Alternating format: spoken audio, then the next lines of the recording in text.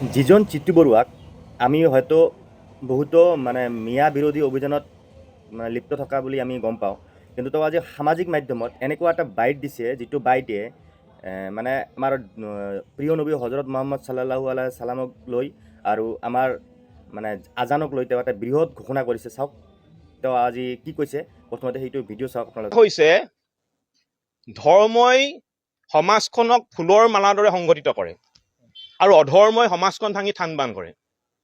আমি মহাপুৰুষ শ্ৰীমন্ত শংকৰদেৱ গুৰুজনাৰ আদৰ্শৰে ডাঙৰ হৈছোঁ আৰু গুৰুজনাই এটা কথাই কৈছে যে সকলো ধৰ্মকে সমান চকুৰে চাবলৈ কৈছে। আৰু বৰ্তমান সময়ত হজৰত মহম্মদক লৈ যি ধৰণৰ বিতৰ্ক আৰম্ভ হৈছে, এই বিতৰ্ক কেতিয়াও সমীচীন নহয়, কোনো কাৰণে গ্ৰহণযোগ্য হ'বই নোৱাৰে। হজৰত মহম্মদ আমাৰ প্ৰতিজন অসমৰ খিলঞ্জীয়া অসমীয়াৰ হৃদয়ত আছে আৰু ভৱিষ্যতেও থাকিব। ইয়াক কোনেও মুচি আঁতৰাব নোৱাৰে, ইয়াক কোনেও মুচিব নোৱাৰে, সঁচা কথা।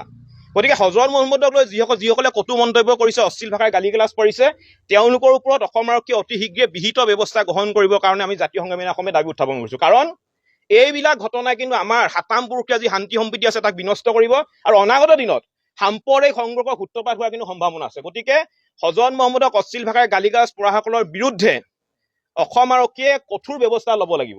দ্বিতীয়তে আমি আৰু এটা কথা ক'ব বিচাৰিছোঁ, এতিয়া আজানক লৈ বিতৰ্ক হৈছে। কিছু মানুহে বা কিছু সংগঠনে আজান বন্ধ কৰিবলৈ দাবী কৰিছে। এতিয়া নামঘৰত দবা কোবাই আৰু মছজিদত আজান দিয়ে, কি কাৰণে দিয়ে? যে ভগৱানক মনত পেলাবৰ কাৰণে সোঁৱৰাই দিয়ে। ইমান এটা সুন্দৰ চিন্তাধাৰা।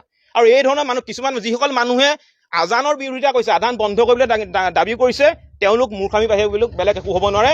আমি আজান ভাল পাওঁ আৰু আজানক কোনো কাৰণতে আজান বন্ধ হোৱাটো আমি কেতিয়াও নিবিচাৰোঁ। সঁচাই মই বহুত ভাল পাইছোঁ তেওঁক। এনেকৈ নিৰপেক্ষভাৱে আপোনালোকে কথা কওক আৰু নিৰপেক্ষভাৱে সকলো ধৰ্ম জাতি জনগোষ্ঠীৰ কৈ মানে নিৰপেক্ষভাৱে আপোনালোকে মাতক, মানে অভিযান কৰক, আন্দোলন কৰক, প্ৰতিবাদ কৰক। আমিও এটা খিলঞ্জীয়া হিচাপে আমিও আপোনালোকৰ লগত আছোঁ আৰু সদায় থাকিম, সহযোগ কৰিম।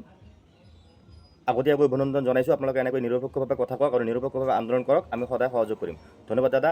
আগলৈ আপোনালোকে এনেকৈ নিৰপেক্ষভাৱে আপোনালোকে কথা ক'ব আৰু যাতে আমাৰ সেই সোণৰ অসমখন কেতিয়াও ধৰ্ম বা জাতিগত কোনো মানে সংঘৰ্ষত মানে লিপ্ত হ'বলগীয়া নহয়, তাৰ বাবে মই অনুৰোধ জনাইছোঁ। ধন্যবাদ দাদা।